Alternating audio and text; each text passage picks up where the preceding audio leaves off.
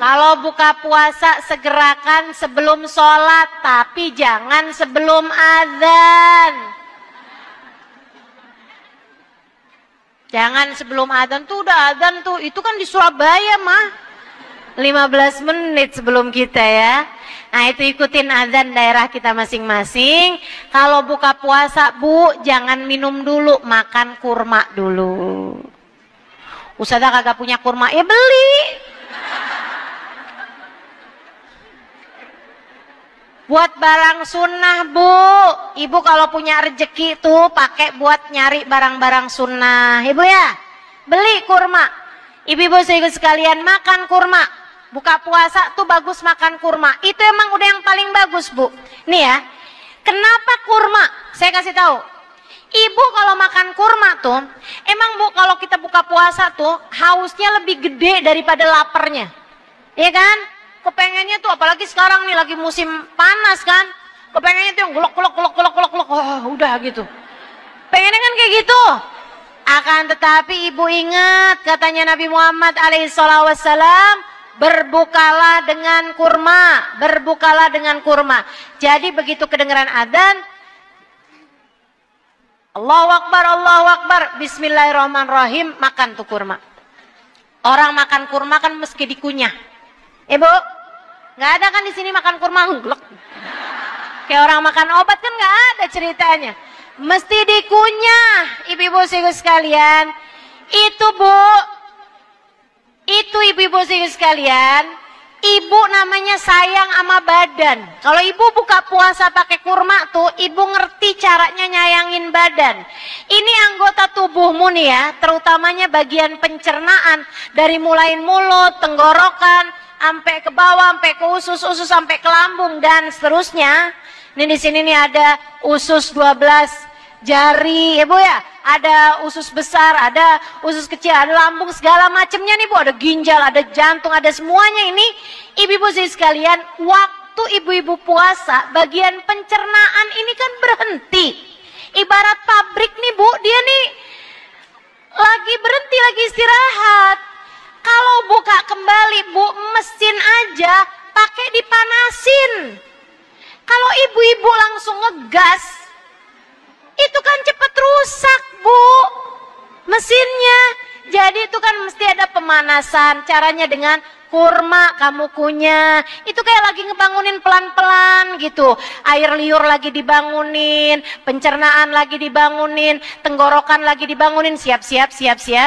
Ayo, siap-siap gitu. Gigi bangun, Gigi bangun, Gigi. Gitu ya. Air ludah, ayo sekarang waktunya mengalir kembali gitu. Ayo nih, mau kemudian kamu telan. Dia kayak lagi ngasih tahu gitu. Usus siap-siap, usus ayo bangun, lambung bangun. Kayak gitu ceritanya. Ibu-ibu sekalian yang saya muliakan. Tapi begitu Ibu, Allahu Akbar. Teh es teh manis atau es campur, es cendol gitu kan, ada santannya, ada gulanya, sama glok. Itu ya Bu ya, ibarat kata orang lagi istirahat, lagi tidur nyenyak-nyenyaknya nih, kayak yang bangun semuanya, bangun. Kaget semuanya. Jadi akhirnya jadi gampang rusak. Udah Nabi Muhammad udah yang paling ngerti, udah yang paling tahu. Biar ibu nggak gampang sakit, biar seneng semuanya, enak semuanya gitu kan. Nah habisnya kurma 3 biji, jangan bijinya Bu. Udah 3 buah kurma masuk ya Bu ya. Baru kasih air minum, air mineral. Kemudian ibu baca doa. Allahumma laka sumtu wa bika amantu wa ala rizkika aftartu birahmatika ya arhamar rahimin. Dhahabad dhama wa abtallatil uruq wa thabatal ajru insyaallah ta'ala. Allahumma ya azim ya azim ya azim اغفر الذنب العظيم فإنه لا يغفر الذنب العظيم إلا العظيم. Itu doa-doanya tuh panjang bener Ustazah. Yang apa-apa kamu baca sambil lirik-lirik. Apa nih yang mau dimakan? Ibu-ibu sekalian, karena doa waktu itu tuh mustajab. Bahkan kami di sana di Kota Tarim, habis selesai baca doa yang itu, kami pun angkat tangan berdoa. Hajat-hajat. Itu liatin deh. Nih, adik-adik nih yang waktunya umur udah datang tapi belum datang jodohnya.